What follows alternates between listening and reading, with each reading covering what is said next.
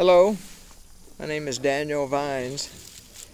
I want to tell you that I've enjoyed taking this course, Practices of Leadership. During the past 8 weeks or so, I've learned quite a few things, some important and useful information.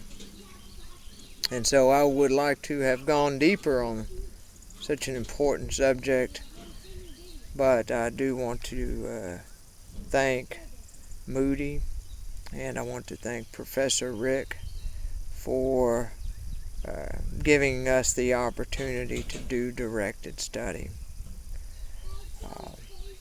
It is a course that was required for me, a course that I wanted to take and needed to take in order to be able to graduate in May. And so Moody has given me the chance to do that. Thank you. And thank you, Professor Rick. So what I've learned has been quite a bit, actually. I've learned from the text,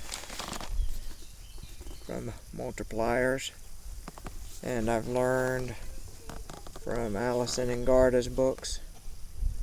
And then I've also learned from the discussion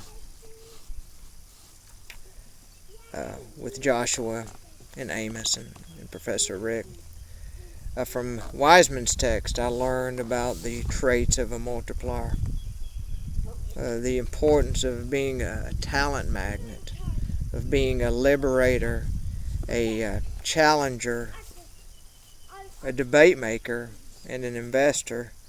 And I've come to realize that I have a bit of a weakness in the area of being a debate maker. I tend to be more towards the decision-making side, and as I talked about in our discussion board, I'm not much of a debater. I would rather just kind of determine the best route and move forward. And so I see that's something that I can work on. This is a good text, and didn't agree with everything in it, but I did learn some things from it, and I appreciate being able to read it. From Allison and Garda's book, I learned the importance of having a proper definition of success in ministry.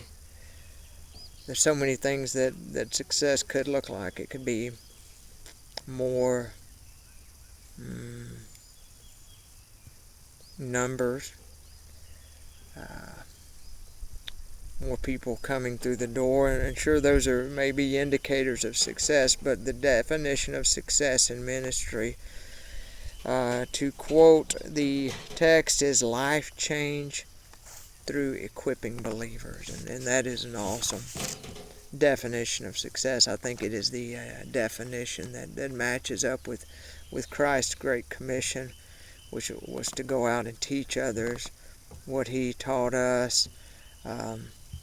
And so it was a matter of equipping his disciples, and then he sent them out in order to disciple others.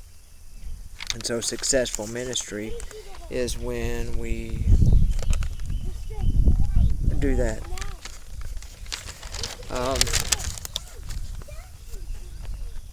Secondly, from Allison and Garda's book, I was reminded about the importance of relationship building in ministry. There was a line in here that said, "No relationship equals no impact."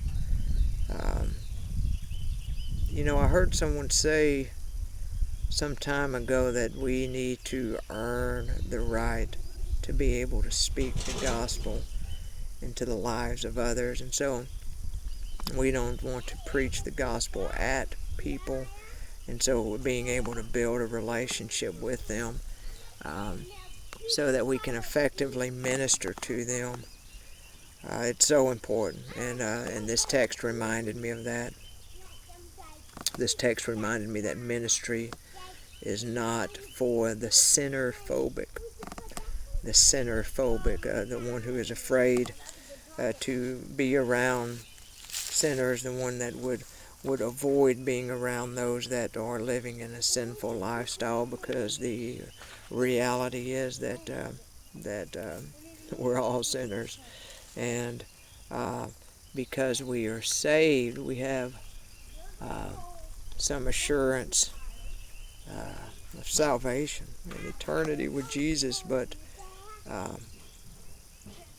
we must not be afraid to engage with sinners and to get down in the trenches and get our hands dirty. We don't want to be a sinner phobic. Finally, their thoughts on leading those who lead me were an important reminder. You know, the virtues of excellence and generosity and integrity in influencing those that lead me is key. It's usable for my work with the highway department. It's usable for my work in the church. And it is just so important to remember that we can lead those that lead us.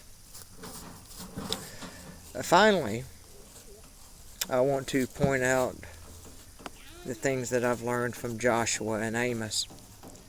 I've learned from reading your discussion post and interacting with you some simple things like Joshua's desire to make changes with the organization that he serves so he can more effectively minister.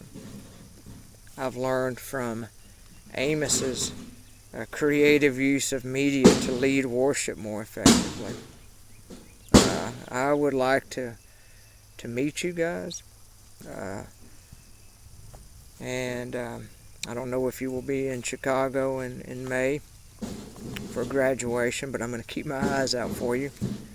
I want to tell y'all thanks, Professor Rick. Thank you, Joshua and Amos. Thank both of you as well, and God bless you.